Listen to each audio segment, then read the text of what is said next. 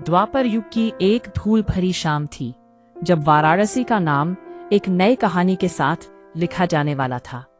काशी, जो अपनी अनगिनत मंदिरों और पवित्र नदियों के लिए जानी जाती थी, अब सुलगते अंगारों में तब्दील हो गई थी। भगवान श्री कृष्ण के हाथों से निकला सुदर्शन चक्र, जो तेजी से घूमता हुआ आसमान में एक आग के गोले की तरह चमक रहा था, आकाश में तड़प रहा था।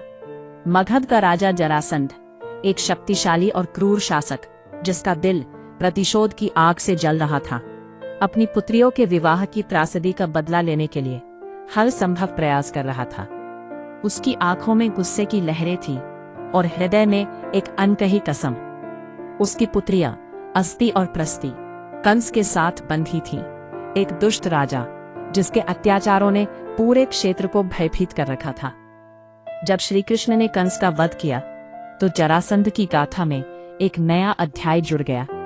उसके प्रवाहित गुस्से ने उसे मथुरा पर कई बार आक्रमण करने को मजबूर किया, लेकिन हर बार श्री कृष्ण ने उसे पराजित किया, जैसे कोई चिड़िया अपने चोंच से आकाश में उड़ने का प्रयास कर रही हो पर हवा से गिर रही हो।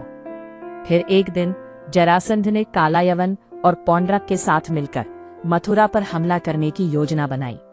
उनकी आंखों में जीत की चमक थी, लेकिन वे नहीं जानते थे कि श्री कृष्ण की शक्ति कहीं अधिक थी। जब कृत्या, जो शिव के आशीर्वाद से मनी एक भयंकर राक्षसी थी, वाराणसी की ओर बढ़ी, तो उसने अपने अंधकारमय इरादों के साथ द्वारिका पर धावा बोलने का सोचा। हालांकि वह अनजान थी कि श्री कृष्ण एक सच्चे ब्राह्मण भक्त है। जैसे ही कृत्या ने द्वारिका में कदम रखा, सुदर्शन चक्र ने उसे अपने क्रोध का सामना करने के लिए मजबूर किया। यह चक्र आग की लपटों की तरह उसके पीछे भागा और जैसे ही वह काशी पहुंची, एक उद्घाटन हुआ।